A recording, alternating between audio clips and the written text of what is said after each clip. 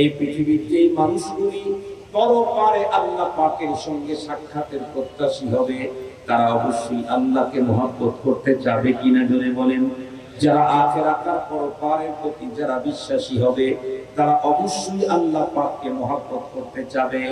পৃথিবীর প্রতিটি মানুষ যাদের ভিতরে ঈমান কিঞ্চিত পরিমাণে আছে, তারাই তো আল্লাহকে মহব্বত করতে চাবে। এই আয়াতে কারিমাতে আল্লাহ পাক তার প্রিয় হাবিবকে ডেকে বললেন, তুই ওগো আমার হাবিব, আপনি নিজেই বলে দিন পৃথিবীর মানুষ আমাকে মহব্বত করতে চায়।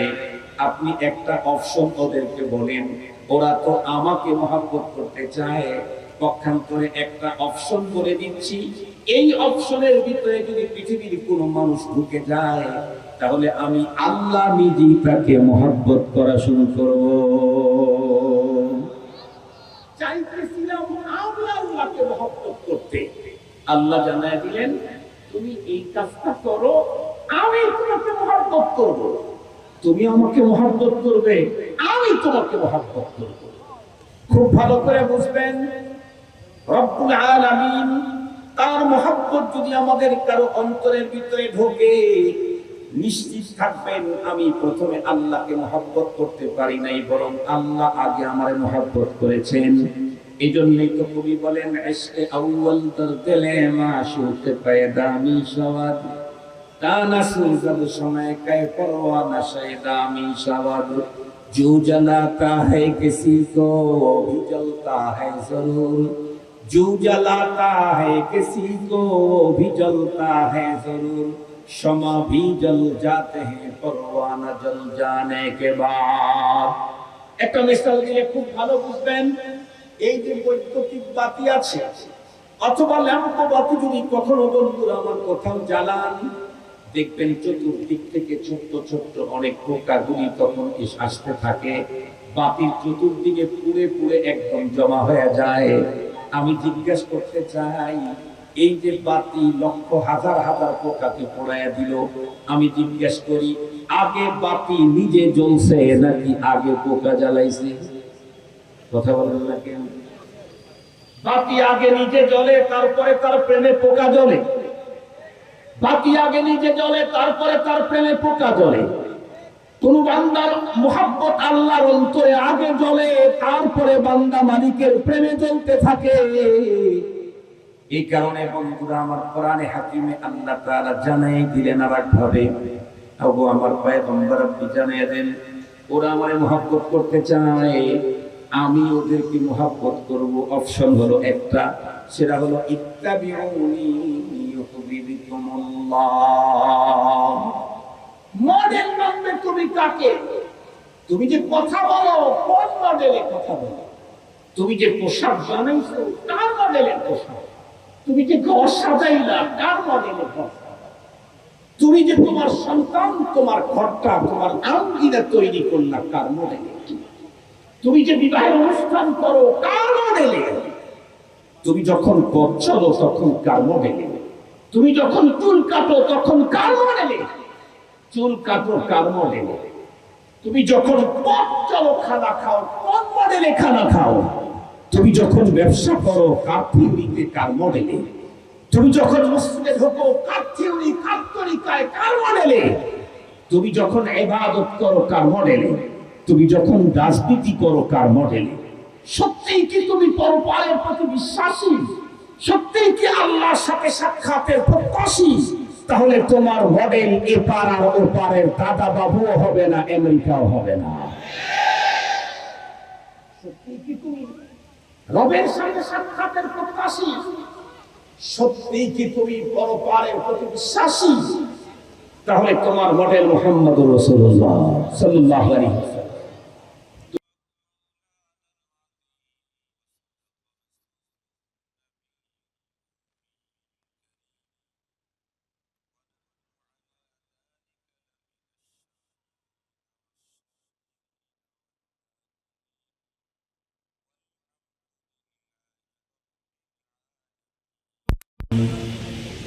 اللهم صل على سيدنا مولانا محمد وعلى آله وأصحابه وبارك وسلم.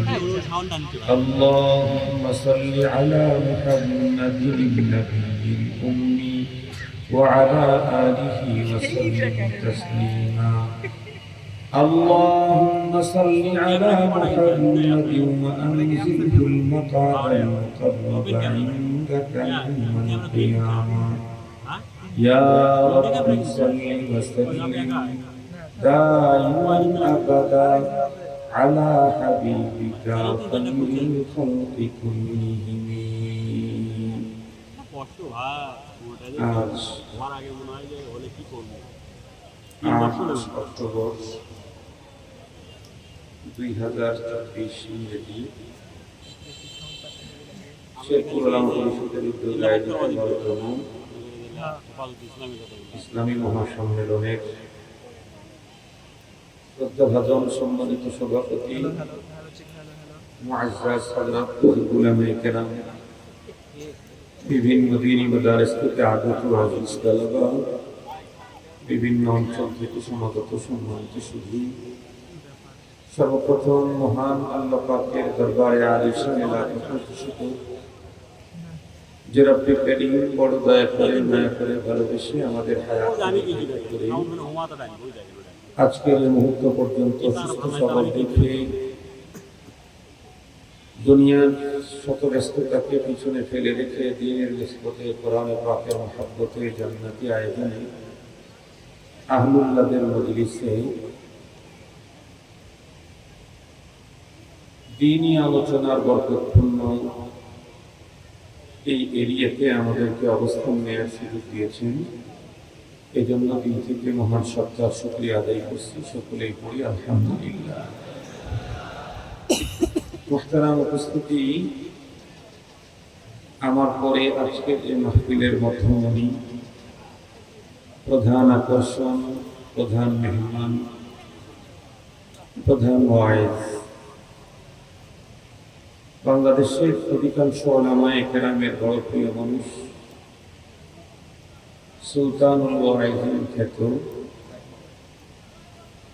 মুআজ্জাজ মেহমান আল্লামা খালেদ সাইফুল্লাহ আইয়ুবী হাফিজাহুল্লাহ তাশরীফ আনবেন। আপনাদের খেদমতে উপস্থিত হবেন, বয়ান করবেন।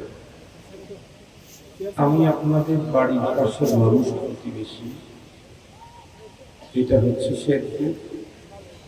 একটু সামনের দিকে আগালে ডান দিকে গেলেই রায়গঞ্জ। বর্তমানে বেতোয়া মাদ্রাসার জিম্মাদারিতে আল্লাহ তাআলা রেখেছেন। এই দিকের পরিচয়। এমনি ঢাকাতেও কিছু কাজ মসজিদে জুমার নামাজ পড়ানোর সুযোগ আল্লাহ তাআলা করে দিয়েছেন। আমি আপনাদের প্রতিবেশী এবং পরিচিত জন হিসাবে আমাকে তো নতুন করে চিনা জানা কিছু নেই, তাই না? আমি আপনাদের প্রতিবেশী, পরিচিত, আমাকে নতুন করে চেনা জানা কিছু নেই। আমি কোরআনে হাকিমের একখানা আয়াতে কারিমা তেলাওয়াত করেছি। নবী করিম সাল্লাল্লাহু আলাইহি ওয়াসাল্লামের চরিত্র সম্পর্কে বিশ্বনবীজির অনেক অনেক অনেক প্রিয়তম তার স্ত্রী, অনেক মর্যাদাপূর্ণ ফজিলতপূর্ণ মানুষ, যিনি নিজেই শুধু ফজিলতপূর্ণ না, তার বাবাও অনেক অনেক অনেক বড় মানুষ। কত বড়! এই পৃথিবীতে নবী রাসূলদের পরে সবচেয়ে শ্রেষ্ঠতম মানুষ হযরতে আবু বকর সিদ্দিক রাদিয়াল্লাহু তাআলা, ওনার মেয়ে, আমাদের আম্মা জান, আমার নবীর প্রিয়তমা স্ত্রী আয়েশা সিদ্দিকা রাদিয়াল্লাহু তাআলা আনহার জবান থেকে আমার পয়গম্বরের চরিত্রের উপরে দুটি কথা, এটাও আজকে খুতবার পরে আমি পাঠ করেছি। আমি ইনশাআল্লাহ এই দুইটাকে সামনে নিয়ে আমার আজকের আলোচনা, সুর, স্বর, কণ্ঠ, চেহারার সৌন্দর্য, কণ্ঠের তারুণ্য, সব পাবেন আমাদের প্রধান বক্তার মধ্যে ইনশাআল্লাহ। দেখতে যেমন সুন্দর আইয়ুবী সাহেব, হাসিটা আরো দামি, বয়ান বড় চমৎকার, কণ্ঠ বড় চমৎকার, একটি বলা যায় সব থেকে একজন অনন্য গুণের অধিকারী মানুষ। আল্লাহ কারে সাইফুল্লাহ। আমি প্রতিবেশী হিসেবে ভাই ভাইকে, ভাই ভাতিজাকে কিছু নসিহত করা থাকে। আমি মূলত এই জাতীয় কিছু নসিহত আপনাদের মধ্যে পেশ করি। আমরা জানি বর্তমান বাংলাদেশের অধিকাংশ মানুষের মনের মধ্যে একটা প্রশান্তি, একটা ভালো লাগা, একটা মনের ভিতরে চাপা ক্ষোভ, ভয়, আতঙ্কের ভাবটা চলে গেছে, যেটাকে এখন ব্যাখ্যা করা হচ্ছে, তাবির করা হচ্ছে বাংলাদেশের দ্বিতীয় স্বাধীনতা।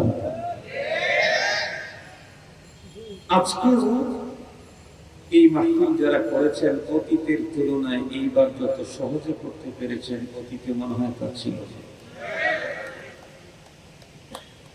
বক্তারাও বক্তৃতা করার জন্য যখন বাড়ির থেকে বের হতেন, তখন উপর থেকে ফোন আসতো, ওপার থেকে ফোন আসতো, ডান থেকে ফোন আসতো, বাম থেকে ফোন আসতো, সামনের থেকে পিছন থেকে ফোন আসতো। এমনকি জুমার নামাজ পড়াইতে গেলেও ফোন দিয়ে ওয়াজ দিয়ে মোমেলা করে ফেলে। মানে একটা তো ভিতরে তৈরি করে নিয়ে যেতে হয়। জুমার নামাজের ওয়াজ অত সহজ না, মাঠে ময়দানের ওয়াজ সহজ, জুমার নামাজের ওয়াজ সহজ। মাঠের ময়দানে আজকে গতকালকে ছিলাম, পরশুদিন ছিলাম কালীগঞ্জ ঝিনেদা, গতকালকে ছিলাম কুষ্টি, আজকে আসছি শেরপুর, আগামীকালকে যাব নাগেশ্বর।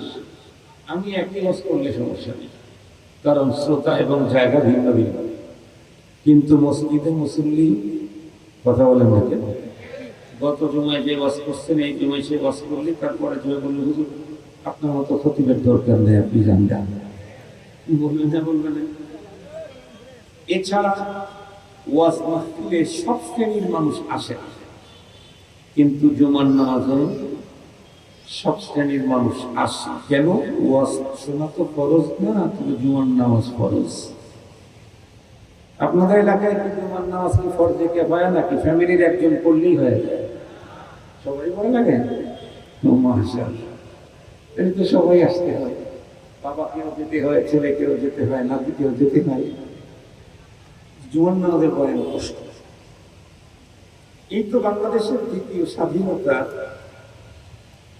2 জুমা আগে, 3 জুমা আগে ওই জুমায় আমি ছিলাম না। আমি ঢাকা শহরে 2টা মুসলিম নামাজ পড়াই, একটাতে পড়াই হলো 3 জুমা, একটা পড়াই হলো 1 জুমা। তুই 1 জুমা অন্য জায়গায় গেছিল।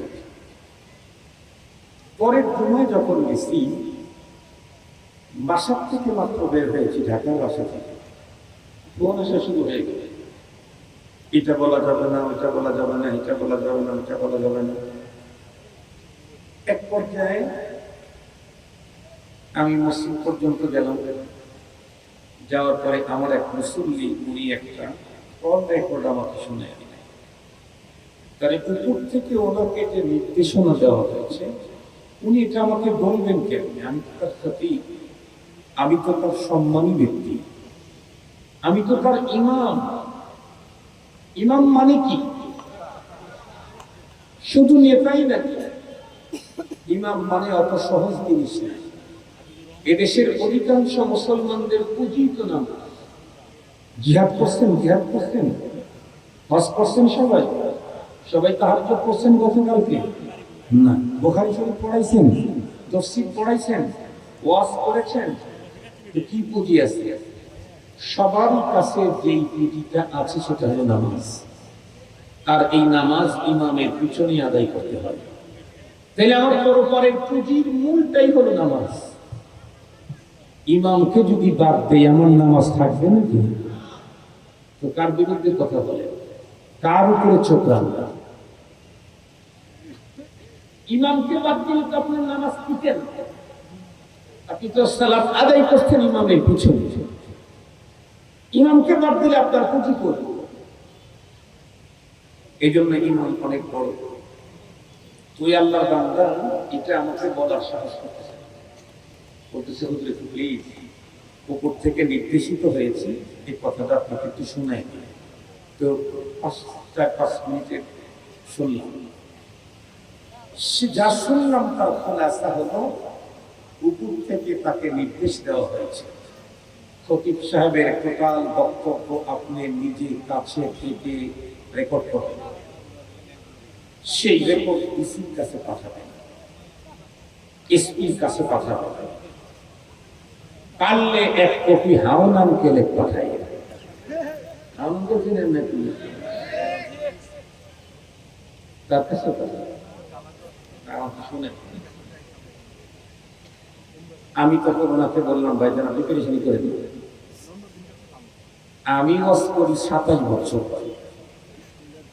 আল্লাহ মেহেরবানির প্রাণী মোটামুটি পাকা, কোন জায়গায় কোন কথা বললে আমাকে ধরতে পারবে না মোটামুটি শিখছি, এজন্য আপনারও ঝামেলা হবে না, আমারও ঝামেলা হবে না।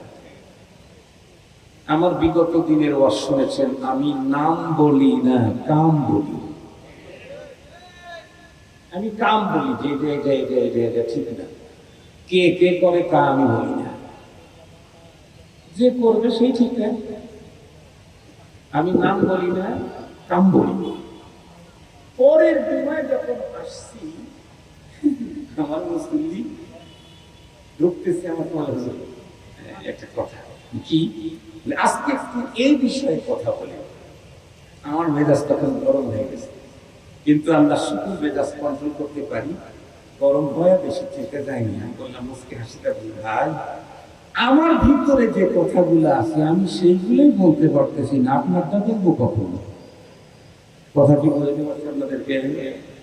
আমার ভিতরেও তো কিছু কথা আছে, আমার দিল চায় যে আমি এই কথাগুলো আপনাদের খেদমতে বলি, আমি আমারটাই বলতে পারতেছি না, আপনারটা বলবো কখন? এই কথা বলছি, আচ্ছা ঠিক আছে, সরি সরি, ঠিক আছে ঠিক আছে। তো যে কথা বলতেছিলাম, বিগত দিনগুলোতে ধর্মের কথা বলতে গেলেও আমাদের কিছু বন্ধু বান্ধব ভাইয়েরা কি বলতেন, হুজুর উস্কানিমূলক কথা বলবেন না, কথাগুলো বলতো না, সরকার বিরোধী বক্তব্য দিবেন না। তারা যে আল্লাহ বিরোধী কথা বলে তাতে সমস্যা নাই, সরকার বিরোধী বললে সমস্যা। এদেশের কোন আলেমী কখনোই আন্দোলনে মাঠে যায় নাই যতক্ষণ পর্যন্ত আল্লাহ তার রাসূল আর দ্বীনকে নিয়ে কেউ কটূক্তি করে নাই, ততক্ষণ পর্যন্ত যায় না। কিন্তু যখন আল্লাহ নিয়ে, রাসূল নিয়ে, সাহাবী নিয়ে, দ্বীন নিয়ে, ইসলাম নিয়ে কেউ কটূক্তি করছে, তাহলে শুধু মোল্লা কেন, কোন মুসলমানই তো ঘরে থাকবে না, মোল্লা তো আগে যাবে। যেমন যেমন এই দেশের 1 ইঞ্চি মাটি দখল করার নীল দিবাস্বপ্ন যদি পাশের কাঁটা তারের উপরের লোকেরা দেখে, সর্বপ্রথম জীবন দিবে সীমান্ত এরিয়ার অতন্দ্র প্রহরী বিজিবি, এরপরে সেনাবাহিনী, এরপরে আমি আমার মাতৃভূমির 1 ইঞ্চি মাটি রক্ষার জন্য প্রত্যেকটি দেশের নাগরিক জীবন দেবে।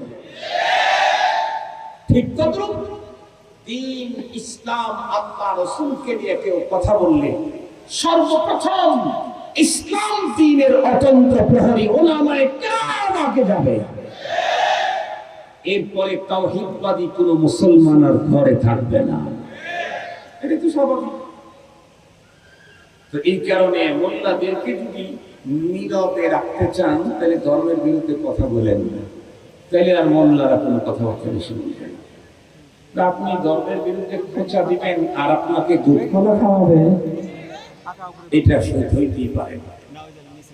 তো আল্লাহ তাআলা যে কোনো ভাবেই হোক, মানুষের রক্ত, চোখের পানি, দিলের আবেগ, বহু মানুষের কান্না, বহু নির্যাতন, তাহাজ্জুদের নামাজ, কান্না, এই সব কিছুর বিনিময়ে আল্লাহ পাক একটা সুন্দর পরিবেশ আমাদেরকে দিয়েছেন। আল্লাহর কাছে দোয়া করতে হবে, আল্লাহ এই পরিবেশটা দিন দিন যেন আরো উন্নত হয়, কোনদিন যেন ওই মানের স্বৈর শাসক আর এই জমিনের মসনদ দখল করতে না পারে। কোন স্বৈরাচার যেন এদেশে আল্লাহ তাআলা যেন তাদেরকেই আমাদের শাসক হিসাবে নিযুক্ত করেন, যারা দ্বীনের কল্যাণে কাজ করবে, জাতির কল্যাণে কাজ করবে, রাষ্ট্রের কল্যাণে কাজ করবে। আমিন বলে না, আমিন বলে। আল্লাহ পাক এই জাতীয় মানুষকে আগামী দিনে আমাদের নেতা হিসেবে আল্লাহ তাআলা আমাদেরকে দান করুক। এজন্য কিন্তু খুব দোয়া করতে হবে। আপনারা বিশ্বাস করেন না করেন, আমার এমন কোন জুমা নাই যেই জুমাতে আমি খুতবা দেই আর এই কথা বলি না, আল্লাহুম্মা জাআল হাযিহিল বিলাদা আমিনাম মুতমাইন্না ওয়ারফা আল্লাহুম্মা মাকতাকা ওয়া সাখতাকা ওয়া গাদাবাকা আন্না ওয়া সাল্লিত আলাইনা মান ইয়ারহামনা ওয়া লা তুসাল্লিত আলাইনা মান লা ইয়ারহামনা ووفقنا وأمراءنا لما تحب وترضى من القول والفعل والعمل والنية والهدي إنك على كل شيء قدير। এই দোয়া ছাড়া আমার কোনো একটা খুতবা হয় না, কি বেশি কি বেশি। আল্লাহ মেহেরবানি, আমি দোয়া করতেই থাকি, আপনারাও দোয়া করতে থাকেন। আল্লাহ যেন আগামী দিনে দ্বীন ইসলাম বান্ধব একটা সুন্দর আল্লাহ তাআলা ব্যবস্থা আমাদের দেশ তৈরি করে দেন। মুহতারাম হাজির, তো যেহেতু আজকে ফোন দিয়ে আর কেউ বলবে না যে 11টার পরে চলবে না, 12:30টার পরে চলবে না, এই ফোন আর আপাতত কয়েকদিন আসতেছে না। এই জন্য একটু যদি 10 মিনিট 20 মিনিট বেশি হয়, আপনারা চলে যাবেন না থাকবেন? আমি তো জানি আমার ভাই আসার আগ পর্যন্ত কেউ উঠবেন না ইনশাআল্লাহ। আমি দোয়া আপনাদের কাছে চাইবো, শেষ মোনাজাতে দেশ জাতি যারা দেশের জন্য জীবন দিয়েছে, যারা জুলুম থেকে রক্ষা পাওয়ার জন্য জীবন দিয়েছে, যারা মজলুমানা পৃথিবীতে হত্যা হয়েছে, শহীদ হয়েছে, সবার জন্য আমরা দোয়া করব। ইভেন গাজার মুসলমানদের জন্য দোয়া করব, ফিলিস্তিনের মুসলমানদের জন্য আমরা আজকে দোয়া করব, আমরা কাশ্মীরের মুসলমানদের জন্য দোয়া করব, নিজেদের পিতা মাতা যারা দুনিয়া থেকে চলে গেছে তাদের জন্য দোয়া করব, নিজেদের ইসলামী জীবন যাপন যেন আল্লাহ সহজ করেন এই জন্য দোয়া করব। তারপরে যাবো ইনশাআল্লাহ। আমার আজকের আলোচনা হলো, মুহতারাম হাজিরিন, আপনারা একটা জিনিস নতুন দ্বিতীয় স্বাধীনতার পরে বাংলাদেশে একটা জিনিস আপনারা দেখেছেন, সেটি হলো বাংলাদেশের ইতিহাসে বাংলাদেশের সবচেয়ে বড় জাগতিক বিদ্যালয় ঢাকা ইউনিভার্সিটি। এই ঢাকা ইউনিভার্সিটিতে বাংলাদেশের ইতিহাসে কখনো সিরাতুন নবীর প্রোগ্রাম হয় নাই। এই বছর কথা বলেন না কেন? বাংলাদেশের দ্বিতীয় স্বাধীনতার পরে প্রোগ্রামটা হয়েছে, আলহামদুলিল্লাহ বলেন না? শুধু তাই না, বিগত 15 বছর পর্যন্ত ঢাকা ইউনিভার্সিটির ভিতরের এক মসজিদে আজান মাইকে দেওয়া হতো না। আল্লাহ শুকুর, দ্বিতীয় স্বাধীনতার পরে মাইকে আজান শুরু হয়ে গেছে। মূলত বিষয়টা হলো এমন যে বিশ্বনবী যিনি বিশ্বনবী, উনি শুধু মুসলমানদের জন্য অনুকরণীয়। এ পৃথিবীতে কোনো মানুষ যদি মানুষ হিসাবে থাকতে চায়, তাহলে সে হিন্দু হোক, বৌদ্ধ হোক, চারাল হোক, মগ হোক, ইহুদি হোক, নাসারা হোক, খ্রিস্টান হোক, যাই হোক, তার জন্য বিশ্ব নবীজির লাইফ হিস্টোরি, তার জীবন ইতিহাস সবচেয়ে চমৎকার পাথেয়। কেন? আমার নবীজি তো শুধু মহানবী নন, আমার নবীজি একদিক থেকে মহানবী, অপর দিক থেকে মহামানব। কথা বলেন না কেন ভাই? কথা বলেন না কেন? আমার নবীজি কি শুধু মহানবী? যদি শুধু মহানবী হতেন তাহলে উম্মতের জন্য পয়গম্বর, মডেল হতেন। আমার নবীজি তো শুধুই মহানবী নন, আমার নবীজি মহামানব। মানব নন, মহামানব। সঙ্গত কারণে পৃথিবীর যেই মানুষটাই মানব হতে চায়, তার জন্য সবচেয়ে উত্তম আদর্শ আমার মহানবী মহামানব মুহাম্মদুর রাসূলুল্লাহ সাল্লাল্লাহু আলাইহি ওয়াসাল্লামের ভিতরেই রয়েছে।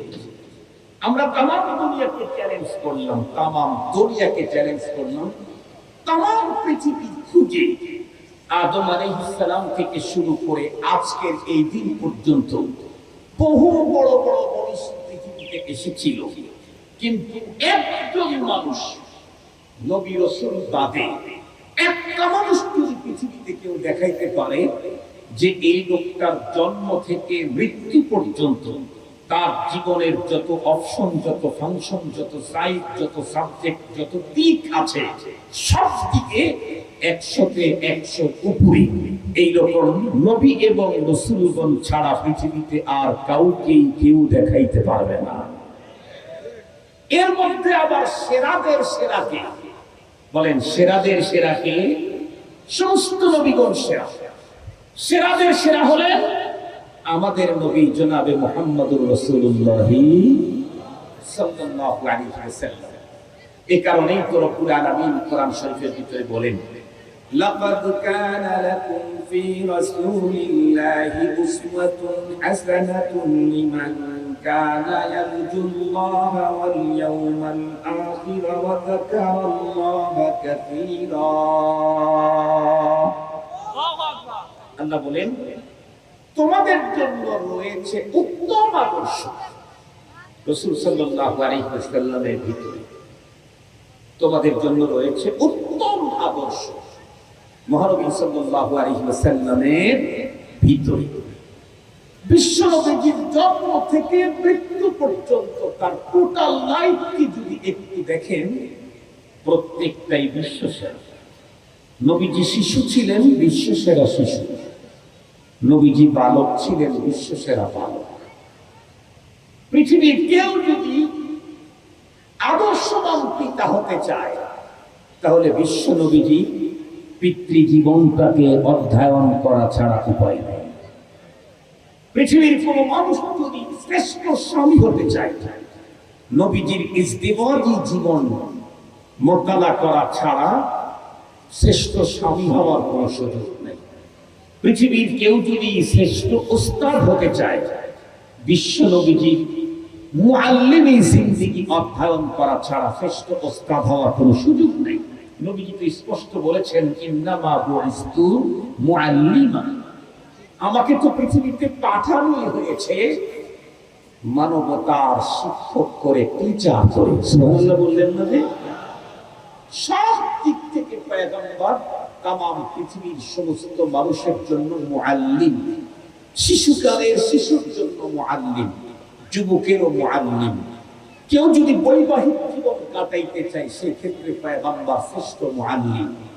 কেউ যদি রাষ্ট্র পরিচালনা করতে চায়, সেক্ষেত্রে পয়গম্বর সবচেয়ে উন্নত মানের নমুনা মডেল। এর চাইতে উন্নত রাষ্ট্রপ্রধান পৃথিবীতে কোনদিন আসে নাই, আসতে পারে না। কেন? রব্বুল আলামিন তৈরি করেন নাই। রবের ওই খাজানার ফ্যাক্টরিতে বিশেষভাবে তো এক টাকাই তৈরি করা হয়েছে। এই জন্যই তো বললাম সেরাদের সেরা। কি বলেছি ভাই? সেরাদের সেরা। মুসলমান ভাইরা আমার কথা ভালো করে বুঝবেন,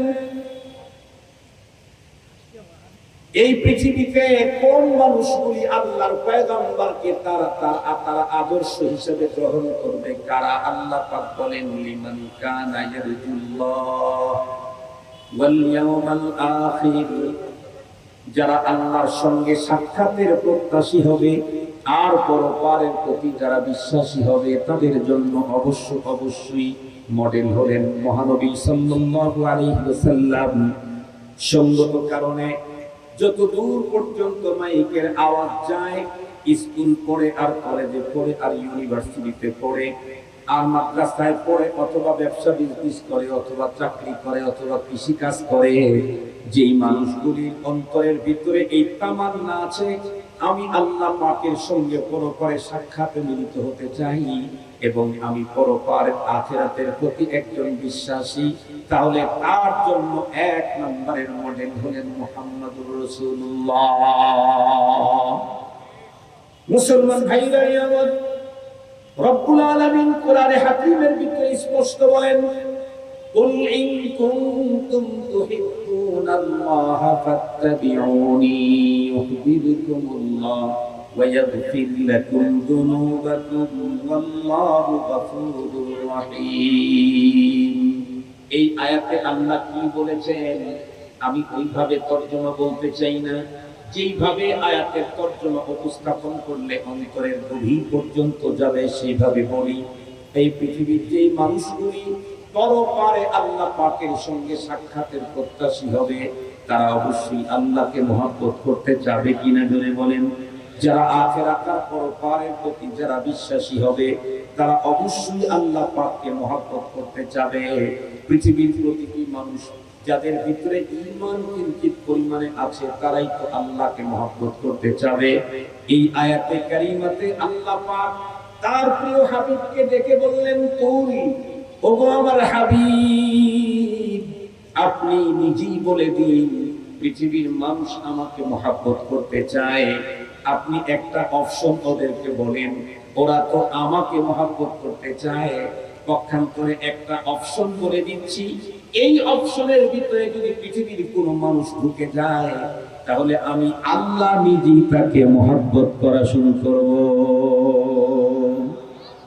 চাইতেছিলাম আমি আল্লাহকে মহব্বত করতে, আল্লাহ জানায় দিলেন তুমি এই কাজটা করো আমি তোমাকে মহব্বত করব।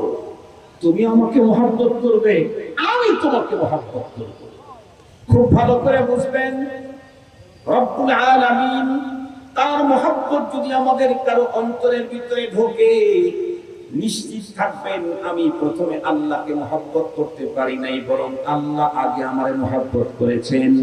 এই জন্যই তো কবি বলেন ইশকে আউয়াল তার দিলে মাশুক পয়দা মিশাওয়াদ ताना सूरज समय कै परवाना शैदामी शवाद जो जलाता है किसी को भी जलता है जरूर जो जलाता है किसी को भी जलता है जरूर शमा भी जल जाते हैं परवाना जल जाने के बाद। একটা মিসাল দিলে খুব ভালো বুঝবেন। এই যে বৈদ্যুতিক বাতি আছে অথবা ল্যাম্প বাতি যদি কখনো বন্ধুরা আমার কোথাও জ্বালান দেখবেন চতুর্দিক থেকে ছোট্ট ছোট্ট অনেক পোকাগুলি তখন আসতে থাকে, বাতির চতুর্দিকে পুড়ে পুড়ে একদম জমা হয়ে যায়। আমি জিজ্ঞেস করতে চাই এই যে বাতি লক্ষ হাজার হাজার পোকাকে পোড়াইয়া দিল, আমি জিজ্ঞেস করি আগে বাতি নিজে জ্বলছে নাকি আগে পোকা জ্বালাইছে? কথা বলেন না কেন? বাতি আগে নিজে জ্বলে তারপরে তার প্রেমে পোকা জ্বলে, বাতি আগে নিজে জ্বলে তারপরে তার প্রেমে পোকা জ্বলে। কোন বান্দার মুহাব্বত আল্লাহর অন্তরে আগে জ্বলে তারপরে বান্দা মালিকের প্রেমে জ্বলতে থাকে। এই কারণে বন্ধুরা আমার কোরআনে হাকিমে আল্লাহ তাআলা জানাই দিলেন আরেকভাবে, ওগো আমার পয়গম্বর আপনি জানিয়ে দেন ওরা আমারে মুহাব্বত করতে চায় আমি ওদেরকে মুহাব্বত করব। অপশন হলো একটা, সেটা হলো ইত্তাবিউনি ইউহিব্বুকুমুল্লাহ।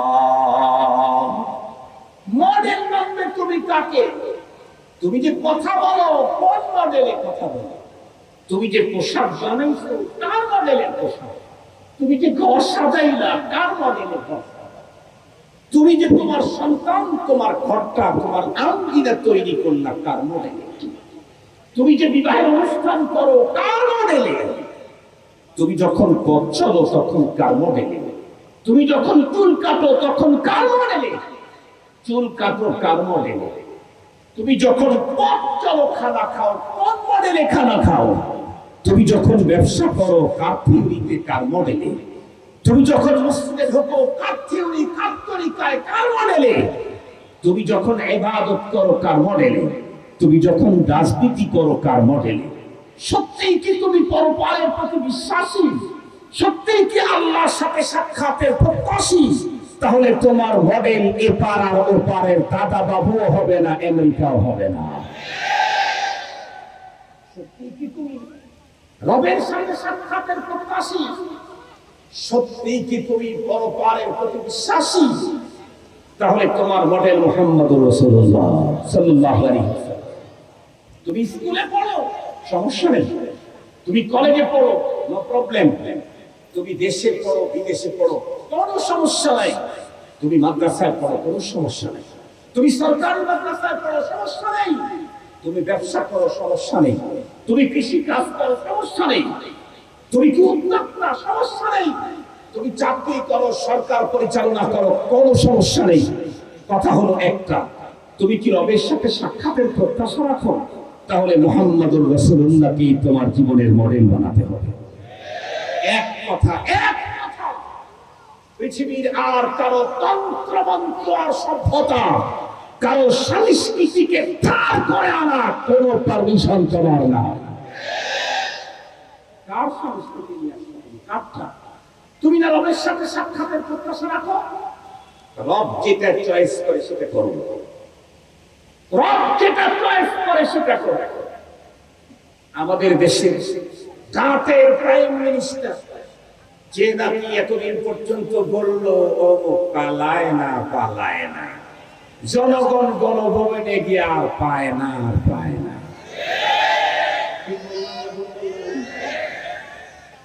এরাও এদের কিছু কথা থেকে আমাদেরকে সবক নিতে হবে। শুধু তাদের দুঃখ দুর্দশার পালানো দেখে আনন্দ করলে হবে না।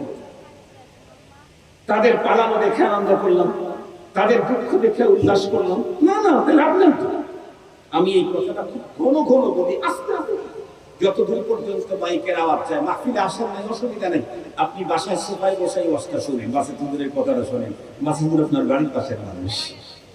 মহব্বত করে বলতেছি, বিগত স্বৈর শাসক তাদের পতন, তাদের দুঃখ দুর্দশা দেখছেন না আপনারা? একজন ছিল অনেক বড় জাতের বিচারপতি, কাউকে তো অট্টাই করত না। 116 জন হুজুরের নাম লিস্টে করল, সেই লিস্টে হুজুরদের আমি 37 নাম্বার। তাও আল্লাহ ভালো যে 2 নম্বরে আমার ফালাই না, যে 2 নম্বর হুজুর, তাহলে তো সব শেষ হয়ে গেছে। 2 নম্বর হুজুরের খারাপ না, 37 নাম্বার। কত দাপট দেখাইলো, ওর জানা ছিল না যে ইন্না বাতাসা রাব্বিকা লাশাদীদ, রবের ধরা বড় ভয়ঙ্কর।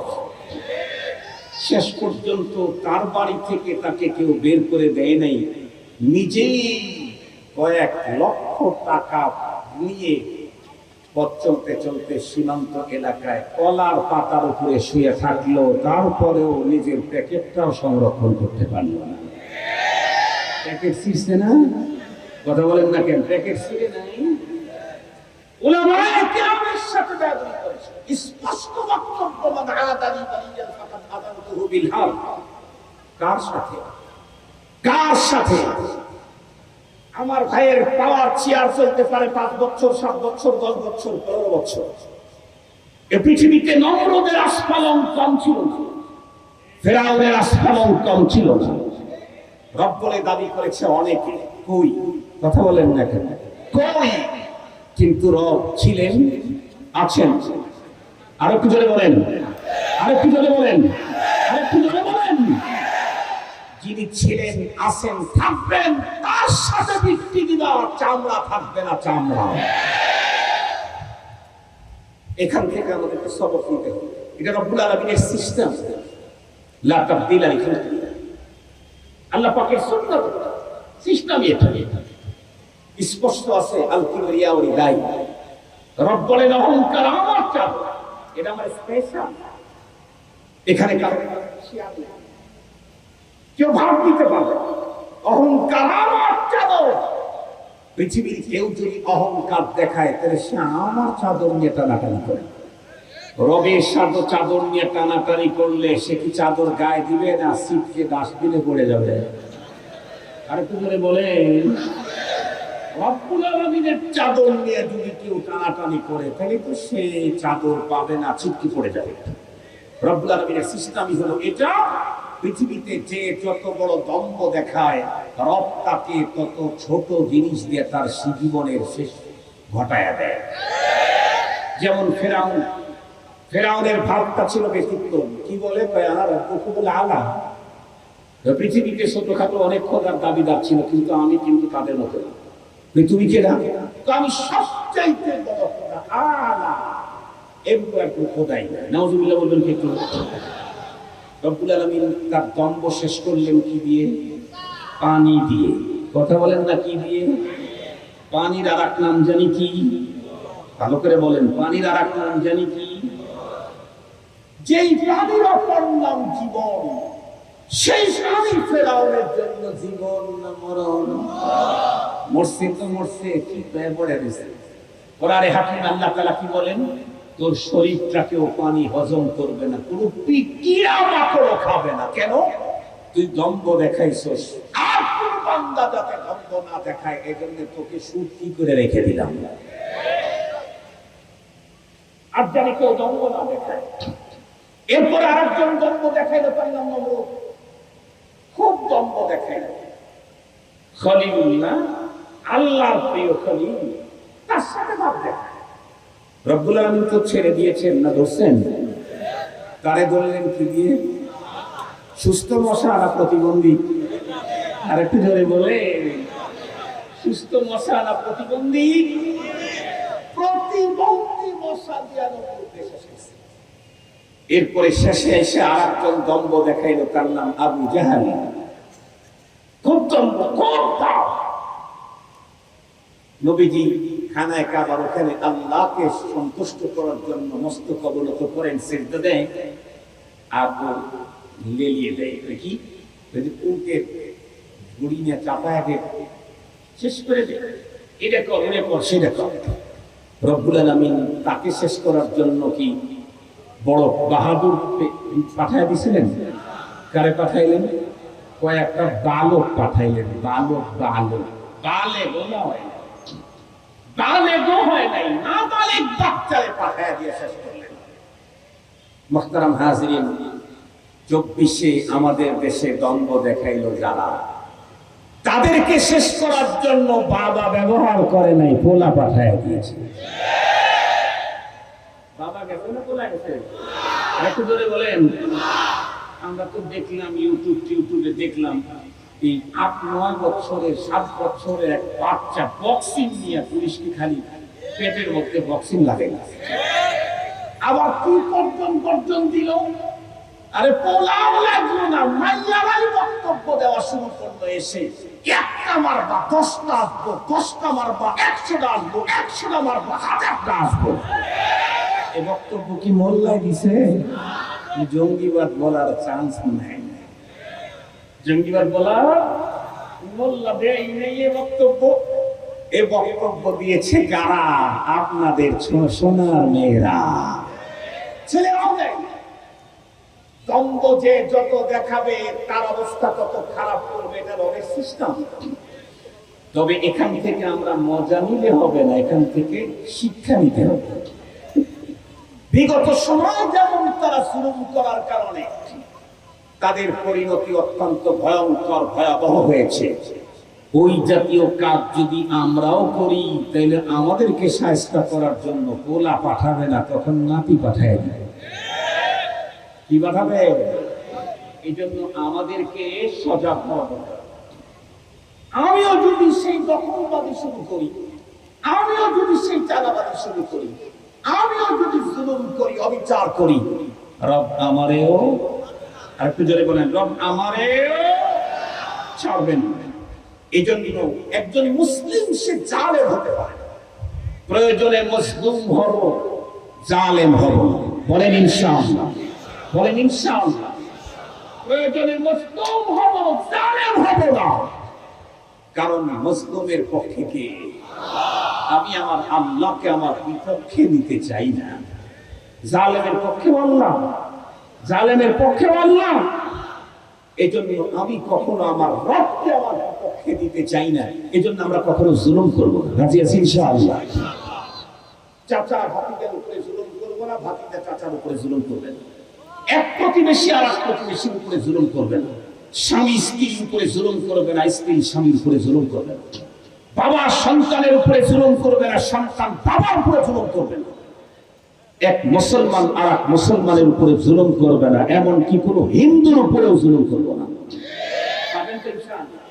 পাবেন তো ইনশাআল্লাহ? বিশ্ব নবীজির চরিত্র দেখে যেই পরিমাণে মানুষ কালিমা পড়ে মুসলমান হয়েছে, যুদ্ধ বিগ্রহ দিয়ে অত মানুষ মুসলমান হয় নাই। মুসলমান ভাইরারে আমার লম্বা কথা বলতে চাই না,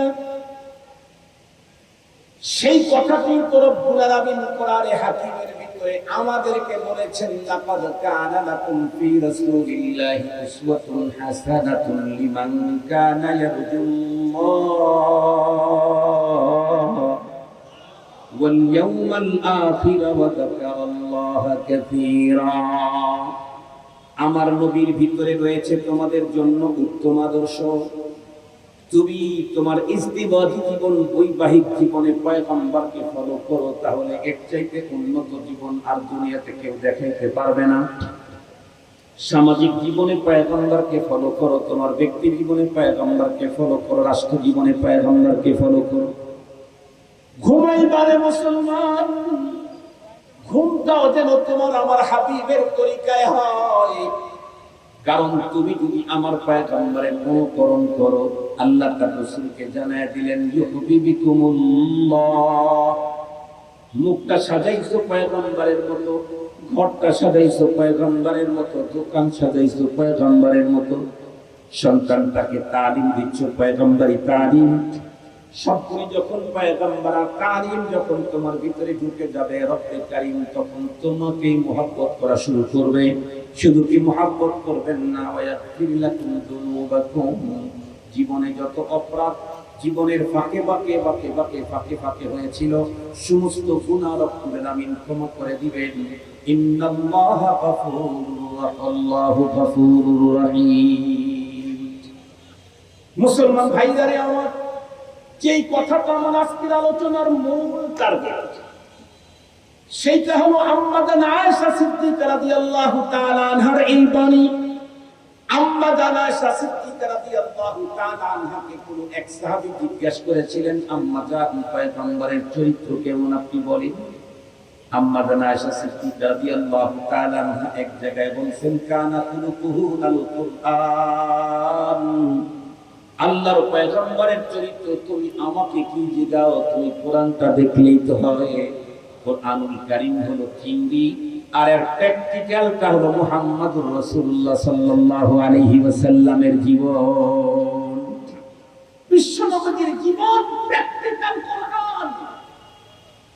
আমি যেই বন্ধুরা আমার যেটা পড়েছি, আম্মা জান আয়েশা সিদ্দিকা রাদিয়াল্লাহু তাআলা আনহা বিশ্বনবীর চরিত্র কেমন ছিল, এমনই একটা প্রশ্নে আম্মা জান আরেক জায়গায় বলেছেন, লাম ইয়াকুনিন নবী সাল্লাল্লাহু আলাইহি ওয়াসাল্লাম মা কানান নবী ফাহিশান ওয়ালা মুতাফাহহিশান ওয়ালা সাখাবান ফিল আসওয়াক ওয়ালা ইয়াজজিউ আস-সাইয়্যা বিস-সাইয়্যা ওয়ালাকিন ইয়াফু ওয়া ইয়াসফা।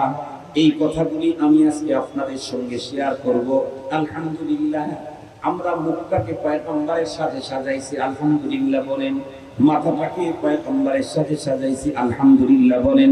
পরনের পোশাকটা পয়গম্বরের অনুকরণেই পড়েছি, আলহামদুলিল্লাহ বলেন, আলহামদুলিল্লাহ বলেন। পায়ের পায়জামাটাও পয়গম্বরের অনুকরণেই পড়েছি, কারণ আমাদের কারো পায়জামা কোনদিন আমার হীরার নিচে যায় নাই, পয়গম্বরের অনুকরণেই করেছি। আমাদের আরো কিছু কাজ পয়গম্বরের অনুকরণে করতে হবে। আমার পয়গম্বরের যে চরিত্রগুলি বিশেষ করে আম্মা জান আয়েশা সিদ্দিকা রাদিয়াল্লাহু তাআলা আনহা বয়ান করেছেন, তার ভিতরে একটা হলো, না মা কানান নবী ফাহিশান ওয়ালা মুতাফাহহিশান ওয়ালা সাখাবান ফিল আসওয়াক। এটা বর্তমান খুব সংকট, বিশেষ করে এই ফোন যাদের হাতে আছে আর যারা ফেসবুক নামের গ্রুপ চালায়। ফেসবুকে তো প্রত্যেকদিন সাইক্লোন আর ঘূর্ণিঝড় চলতেই থাকে। সবচেয়ে বড় দুঃখ হলো, আমি আমার ভাইয়ের বিরুদ্ধে ঘূর্ণিঝড় চালাই, আমি আমার ভাইয়ের বিরুদ্ধে ঘূর্ণিঝড় চালাই ফেসবুকে। এক হুজুরকে আমি ওই দল করি না, উনিও হক, উনি ওই দল করেন না, আমি যেটা করি আমারটাও হক। মানুষ জীবনে কথা বলতে গেলে ভুল, কথা বলেন না, মানুষ জীবনে কথা বলতে গেলে ভুল হবে না। যদি ভুল থেকে নিজেকে বিরত রাখতে চান তাহলে নবীজি বলেন মান সামাতা না যায়। কথা বলে না তাহলে ভুল হবে। আপনাদেরকে আমার ফ্যামিলি একটা মজার ঘটনা শুনি, সবক আছে এখানে। আমি একদিন আমার গ্রামে কোনো একটা বিষয়ে এক লোকের সাথে ডিসকাস করতে যাব। আমার ওয়াইফ আমাকে রেখে বলতে, হুজুর আপনি একা যাইয়েন না। কেন? আপনি তো সাদা সিধা মানুষ, আর ওই লোক যেই পেঁচ আপনাকে পেঁচ দিয়ে ঠকেন এবং আপনি ভয়ঙ্কর একটা গুরুতর একটা সমস্যায় পড়ে যাবেন। আমি আমার ওয়াইফকে বলতেছি, মুস্কি হাসি দেয়, পারবে না, তুমি পেরেশানি করো না, আপনি যাই প্রয়োজনে বড় ভাইকে সাথে নিয়ে যান, অমুককে সাথে নিয়ে যান, আপনি একা যাইয়েন না। আমি তার বলতেছি যে তুমি নিশ্চিত থাকো, ওই লোক আমার ঠকাতে হবে। আমার আহলি আমার ভাই আইসা বলে, আপনার মতো বোকাদারে ঠকাবে না, বড় বড় চালাকদের 3 জায়গায় বসে লাগায় রাখছে, আর আপনার মতো বোকা অল্পের মধ্যে শেষ করে দিবি আপনারে। আমি আমার স্ত্রীর হাতটা ধরে তখন বললাম, এই পাগল, তুমি আমার কথা বুঝতেছো না, কেন আপনি যাইনি? আমি বললাম না, আমি যাবো না। ওই কিভাবে ঠকাতে পারে না? আমি বললাম যে আমি নিয়তি করেছি, ওর সামনে আমি কিছু বলবো না, শুধু যা বলবে তাই শুনবো, আমি কিছু বলবো না। ও যা বলবে শুধু শুনবো, যেটা শুনবো সেটা আমি তাসদিক করবো না, ইনকারও করবো না, আমি এটাকে সাপোর্ট করবো না, উড়াই দেবো। তাইলে আমার কয়টা ভুল হবে? আমার আহলি হাসে দিয়ে বলে, তাইলে তো আর ভুল ধরতে পারবে না। আমি যদি কথাই না বলি, আমার ভুল নতুন জায়গায় কথা বলে দিতে পারছি আপনাদেরকে। এখন প্রয়োজনে তো কথা বলতে হয়, আর কথা বলতে গেলে মানুষের ভুল হইতেই, একজন মানুষের ভুল হয়েছে, সেই কথাটাকে আমি, উনি একটা মধ্যে ভুল করেছেন, সেটা আমি ফেসবুকে সারা দুনিয়াতে ছড়ায়া দিলাম, তাহলে আমি কি একজনের ত্রুটিটাকে গোপন রাখলাম না ওপেন করে দিলাম? আর একটু জোরে বলেন। আর একজনের ত্রুটি যেগুলি মুতাআদ্দি না, যেই সমস্যাটা দ্বারা আর একজন আক্রান্ত হওয়ার সম্ভাবনা নাই, এই জাতীয় ত্রুটি অন্যের সামনে ফোকাস করানোর পারমিশন নেই। বরং আল্লাহ পাকের রাসূল বলেন যে আরেক রাসূল বলেন লুকায় রাখবে, আল্লাহ তার ত্রুটি পরপারে লুকায়াই শেষ করে দিবে। মোহতারাম হাজিরিন, দুঃখের সাথে বলতে হয়, ফেসবুকটা এত ভয়ঙ্কর, লিখতে লিখতে সহপাঠীর বিরুদ্ধে তো লেখে, বাপ দাদার বিরুদ্ধেও লেখে, ওস্তাদের বিরুদ্ধেও লেখে। কথা বলেন না কেন? ওস্তাদের বিরুদ্ধেও লেখে। মোহতারাম হাজিরিন, একটা কথা মনে রাখবেন, আমি কিছুক্ষণ আগেও এক জায়গায় বলছি, একই কথা একজন বললে আদব, আর একজন বললে বেদব। বিশ্বাস করেন? যেমন আমি আপনাকে একটা মিসাল দিই, ধরেন আমার আব্বা একা আসা, তার কোনো ভাইটাই নেই, তো ধরেন আমরা আবার 8 ভাই, ধরেন আমার সবচেয়ে বড় ভাই যিনি আসছে, এখানে আসছেন কিনা, ওই যে আমার সবচেয়ে বড় ভাই যিনি উনিও আসছেন, সবার বড় হযরত মাওলানা আবুল কালাম আজাদ সাহেব, সবার বড়, আমাদের সব ভাইয়ের ভিতরে বড়। আল্লাহ পাক আমার বড় ভাইকে সুস্থতার সাথে লেখা পায়, যদি বলেন না আমি, আমার বাবা নাই, মা নেই, আমার বড় ভাইরা আমাদের মুরব্বী, আমাদেরকে ছায়া দিয়ে রাখে আল্লাহ। তো সবচাইতে ছোট ভাইকে আমার বড় ভাই বলছে, কথা বলতেছি আর কি, মিসাল যে বলছে যে, এই তুই চান্দাই করে যাও, আমার জিনিসটা কিনে নিয়ে আসিস। পরের দিন জিজ্ঞেস করছে, ভাই আমি তো যাই না। আর ভাইয়ের ভিতরে সবচাইতে বড়টা বলছেন সবার ছোট ভাই, তাই হুকুম মানা কত দরকার। একজনের বড় যে, তার কথাই তো মানতে হবে। 7 জনের যে বড়, এটা বলছে তারটা মানে না। তো বড় ভাই বলছে, হাতটা দাঁত ব্যক্তি খুলে ফেলে, কথা বললে কথা সমস্যা, এটা কি আদব না বেদব? জি না। বড় ভাই তার ছোট ভাইকে আদেশ মানে নাই, এই কারণে তাকে থাপ্পড় দিতে চাইছে, এটা আইনে আদব। শুধু আদব না, আদবের প্রশিক্ষণ, তাদের মানে এটা আদব। কিন্তু বড় ভাইয়ের ছোট ছেলে যায় যদি আমার ওই ছোট ভাইকে বলে, কিরে চান্দাই কোনা যাওয়ার কথা, জিনিস আমার কথা আনস নাই, থাপ্পড়ে তার ব্যক্তি খুলবে, তাহলে এটা আদব না বেদব? আর একটু জোরে কথা বলেন। শব্দ কিন্তু একটাই, কিন্তু এটা যখন আমার বড় ভাই বলছে তখন এটা আইনে আদব। আর যখন আমার ছোট ভাতিজা তার চাচারে বলছে এই শব্দগুলো এখন কি, তাহলে বোঝা গেল একই শব্দ একজনের মুখ থেকে বের হলে আদব, আর একজনের মুখ থেকে বের হলে দুঃখের সাথে মনে হয় কখনো কখনো আঙ্গুল কাটতে কাটতে আঙ্গুলটাও দেখে ফেলি। সব জায়গাতে কঠিন এক অবস্থা। ছোটরা বড়দেরকে মান্য করতে পারতেছে না। কি রাজনীতিতে, কি মাদ্রাসাতে, কি স্কুলে, কি কলেজে, কি খানকায়, সব জায়গায় এক লোক ঢুকে গেছে। অথচ চিন্তা করা দরকার ছিল, আমি 20 বছর বয়স, আমি 60 বছরের লোকটাকে আমি আজকে মানতে পারতেছি না, তাকে তুরুপ দিয়ে উড়াইয়া দিলাম। আমারও তো আল্লাহ বাঁচা রাখলে একদিন 60 বছর বয়স হতে পারে, তখন আমি তো 3 তুরুপ খায়া, কথা বলেন, দাদা বাবুদের ওখান থেকে পড়া যায়।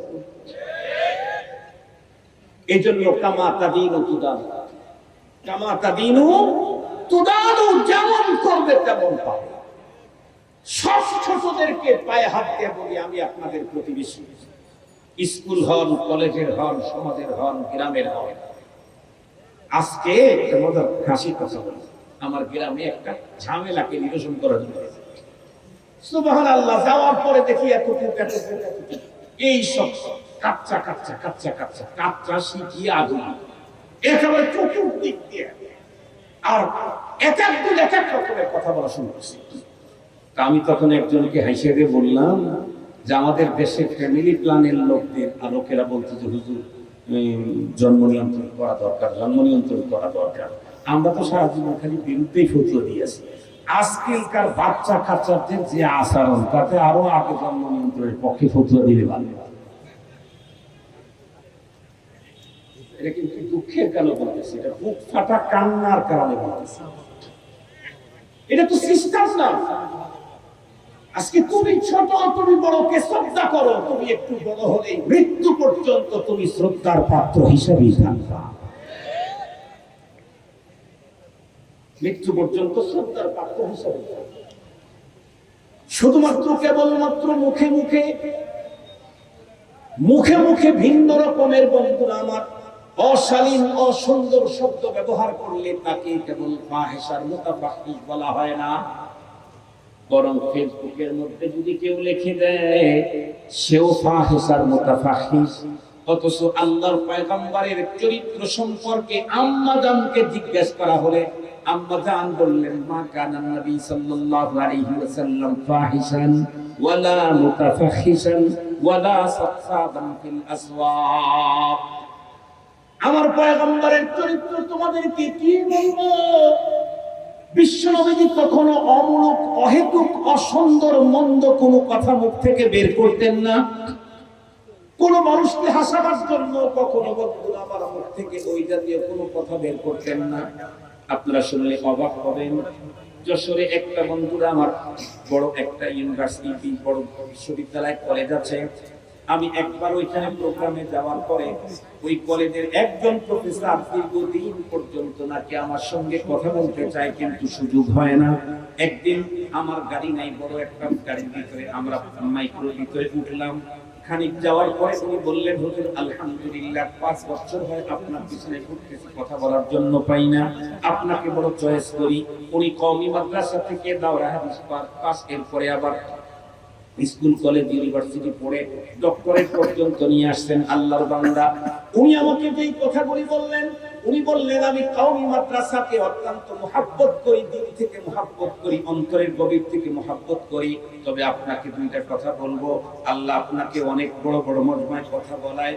দুইটা কথার একটা হলো আলহামদুলিল্লাহ, বর্তমান বাংলাদেশে সবচেয়ে বেশি পয়গম্বরের সুন্নতের অনুকরণ যদি কোনো জামাত করে 1% বেশি হলে তারা হলো উলামায়ে কওমিয়া। আমার বক্তব্য না, এটা হলো ওইখানকার ওই প্রফেসরের বক্তব্য। উনি বলেন 1% বেশি হলেও পয়গম্বরের সুন্নতের অনুকরণ বেশি করে উলামায়ে কওমিয়া, উলামায়ে দেওবন্দ। উনি বলেন কিন্তু আমার একটা এখানে একটা কোশ্চেন এখানে আমার আছে, জিজ্ঞাসা করার আছে। বলে কি?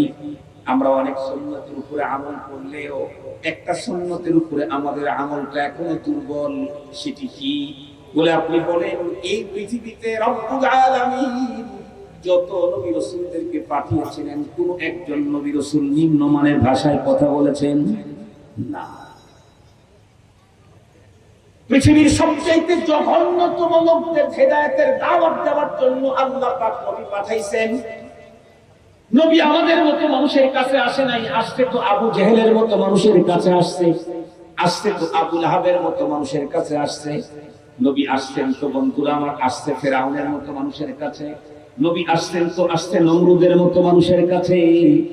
এত বড় ভয়ঙ্কর ভয়ঙ্কর অপরাধীদের কাছে নবী গেছেন, কিন্তু জীবনে কোনোদিন কোন নবীর মুখ থেকে একটাও নোংরা কথা বের হয় না। কোন নবীর মুখ থেকে জীবনে একটা ফাহিশা শব্দ বের হওয়ার ইতিহাস পৃথিবীর কেউ দেখাইতে পারে না। শুদ্ধ ভাষায়, সুন্দর ভাষায়, ওয়াকুলা লাহু কাওলান লাইয়িনা, সব অত্যন্ত বিনীত এই জাতীয় ভাষায় কথা বলা এটা পয়গম্বরের সুন্নাত। তিনি বলতেন নরম ভাষায়, ভদ্র ভাষায়, শালীন ভাষায় কথা বলুন। দুঃখের কথা, আমরা এখন ফেসবুকে গেলে একজন আর একজনের বিরুদ্ধে কি শব্দ লেখে, কি যে লেখে। এই ফেসবুকের বন্ধুরা, ছোট ভাইয়েরা, ফেসবুকে লেখা মানে কিন্তু ভয়ঙ্কর। ফেসবুকে আমি যে আজকে লেখাটা দিলাম, আমি মরে যাওয়ার পরেও, আমার ফোন হারায় যাওয়ার পরেও ওই অ্যাপসের মধ্যে আমার লেখা কিয়ামত পর্যন্ত ভাসতেই থাকবে।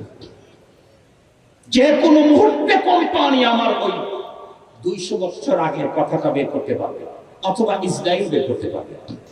ইসরায়েলের সাথে তাদের এই কন্ট্রাক্ট আছে। আমেরিকা পারবে না, আমার দেশের গোয়েন্দাও পারবে না, ওরা পারবে। আমি যেই পচা কথাটা লিখে দুনিয়ার থেকে চলে গেলাম, খবরের ভিতরে তো আমার দেহ গোস্তপুরি মাটির সাথে মিশে গেছে, তখনও স্ক্রিনের মধ্যে আমার কথাটা চলতে আছে। এটা আমার জন্য মঙ্গল? কথা বলেন না, এটা আমার জন্য মঙ্গল? নবীজির চরিত্রে চরিত্রবান হই। মা কানা নবী ফাহিশান ওয়ালা মুতাফাহিশান। নবী যে জাতীয় কথা কখনোই বলতেন। আমাদের মেহমান এসে বসে,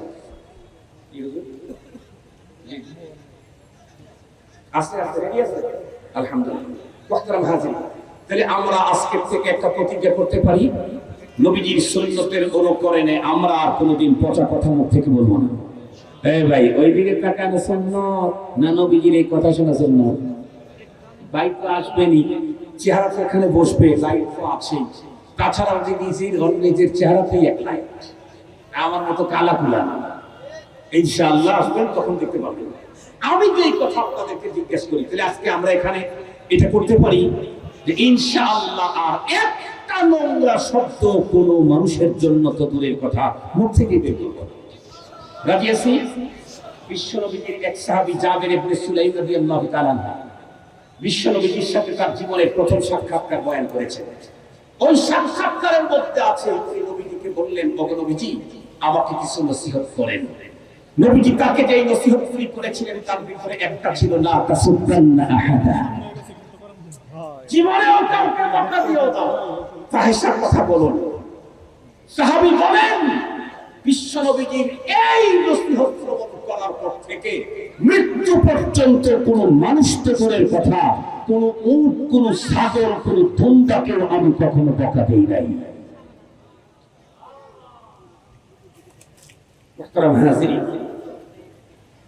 এই জন্য আল্লাহ তাআলা আমাদের এই কথাগুলি বুঝে আমল করার তৌফিক দান করুন। আমরা নবী চরিত্রে চরিত্রবান হতে চাই। রাজি আছি ইনশাআল্লাহ? আমাদের অনেকটাই